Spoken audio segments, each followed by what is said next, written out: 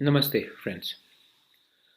अब मुझे लगा कि मैं थोड़ा सा अपने यूट्यूब चैनल में और अपने फेसबुक में एक वीडियो बनाऊं और उससे सब लोग को थोड़ा सा क्लैरिफिकेशन देना चाहता हूं, क्योंकि मेरे नाम में मैंने मीडिया में पिछले 4-5 दिन से बहुत चीज़ सुना है।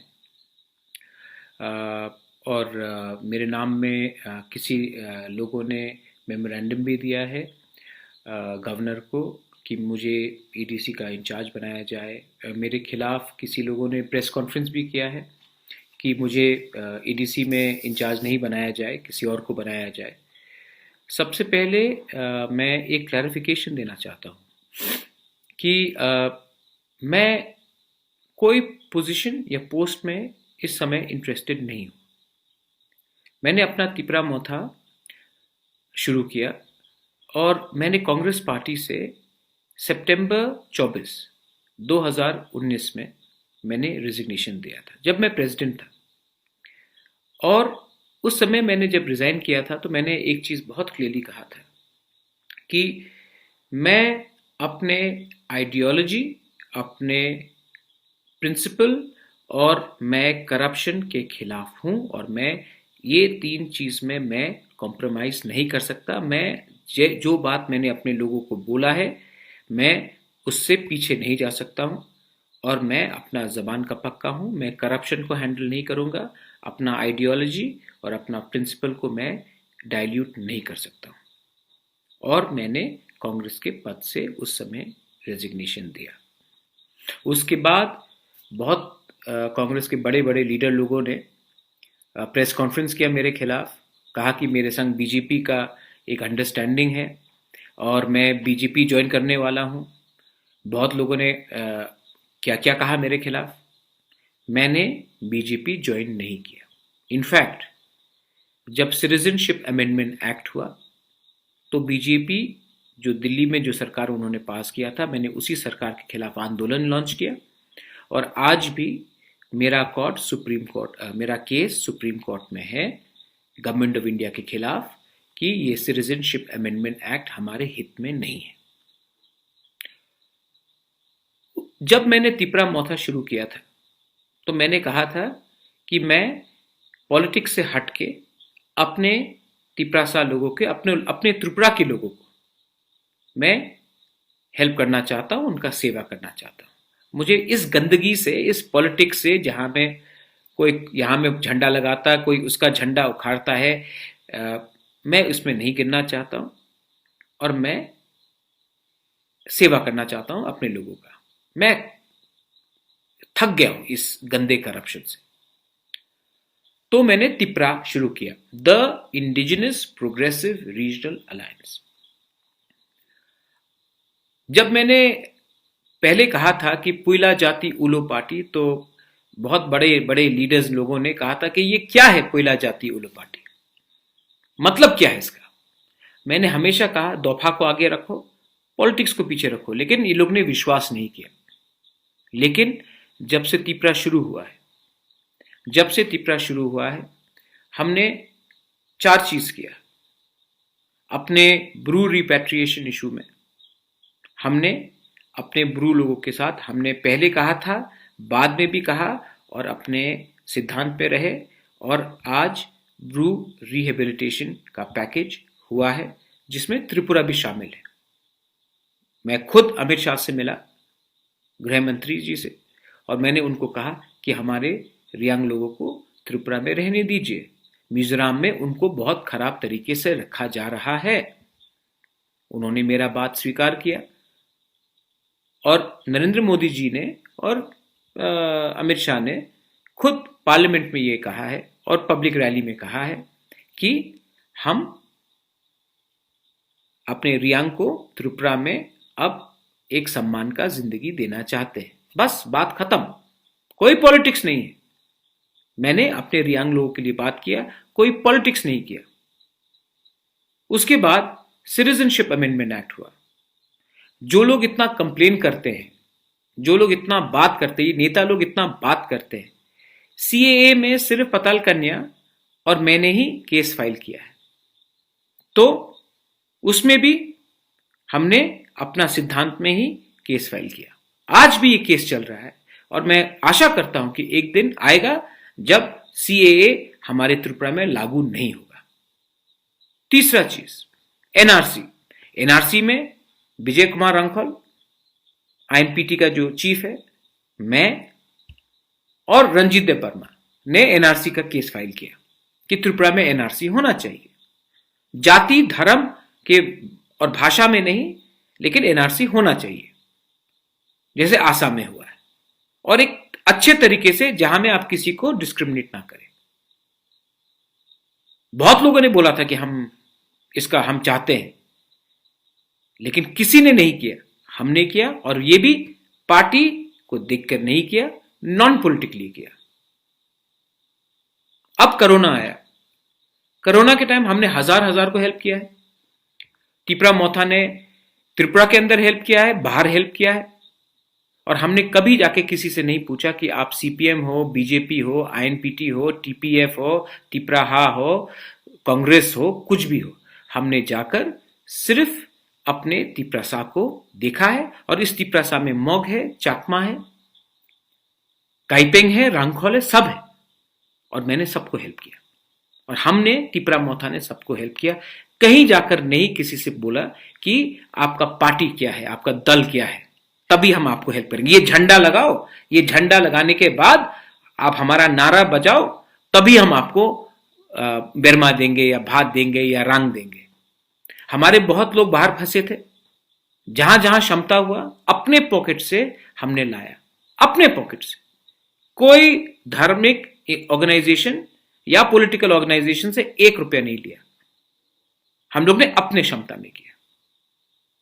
तो जब ये बात फैलता है और ये बात आता है कि बुबागरा को आप ये बना दो, हम बुबागरा को नहीं चाहते हैं, ये नहीं होगा, अरे मुझे इस राजनीति में आप क्यों तानते हैं? मैंने पहले से कहा है, मुझे आपके गंदे राजनीति में नहीं पड़ना है। और जो लोग ने मुझे नॉमिनेट किया, मैं सबसे पहले थैंक यू बोलना चाहता हूं। मैं जानता हूं कि आप मुझे प्यार करते हैं, ठीक है, आई अप्रिशिएट। पतल कन्या ने मेरा नाम प्रपोज किया, मैं थैंक यू पतल। लेकिन पतल, मैं आपको बोलना चाहता हूं कि मैं 3-6 महीने में क्या करूंगा अपने त्रिपुरा के लिए? कुछ नहीं कर सकता। और जिसने मेरा विरोध किया, प्रेस कॉन्फ्रेंस हुआ, मैं पार्टी का नाम नहीं लूंगा, सब लोग जानते हैं, वहां में मेरे भी बहुत अच्छे दोस्त हैं। मैंने उस प्रेस कॉन्फ्रेंस के एक दिन पहले ही क्लैरिफाई कर दिया था कि मुझे पोस्ट नहीं चाहिए, मुझे पद नहीं चाहिए। मैंने एक दिन पहले क्लैरिफाई कर दिया था। मैंने आपके लीडर से भी फोन में एक दिन पहले, प्रेस कॉन्फ्रेंस के एक दिन पहले फोन से बात करके मैंने कहा था, मुझे इस पोस्ट में इंटरेस्ट नहीं है, आप लोग को जो करना है आप लोग करिए। उसके बाद आपने प्रेस कॉन्फ्रेंस किया, क्या दरकार था? लेकिन आपने किया है, चलिए हो गया, मैं नाम नहीं लूंगा, लेकिन आप लोग को भी मेच्योरिटी दिखाना चाहिए। एंड लास्ट पॉइंट मैं सबको कहना चाहता हूं, ये आप लोग जो इतना पॉलिटिक्स इतना आपके अंदर खून में है, इस कोरोना वायरस के टाइम आपके 1-2 लीडर को छोड़कर, सब पार्टी से 1-2 लीडर को छोड़कर आपके एमएलए कहां हैं?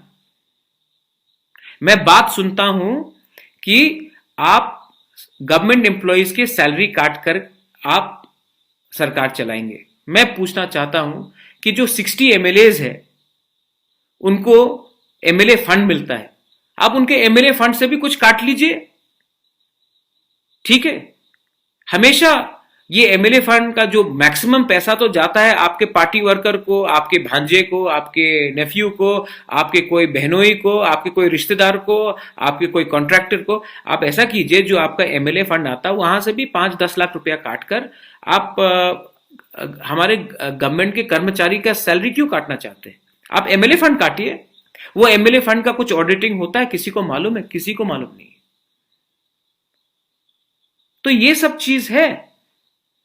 और आपको अगर नेतागिरी इतना करना है, लाल बत्ती ऊपर चाहिए, गनमैन चाहिए बॉडीगार्ड के लिए, प्रद्योत माणिक्य को नहीं चाहिए ये सब।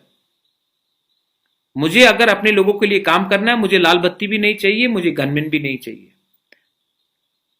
मैं अपना काम कर रहा हूं, आप अपना राजनीति कीजिए, मैं अपना काम कर रहा हूं। और इस गंदे राजनीति में आप मुझे मत तानिए। मैं भी पॉलिटिक्स में था, मैं भी पॉलिटिक्स जानता हूं। यह समय पॉलिटिक्स का नहीं है।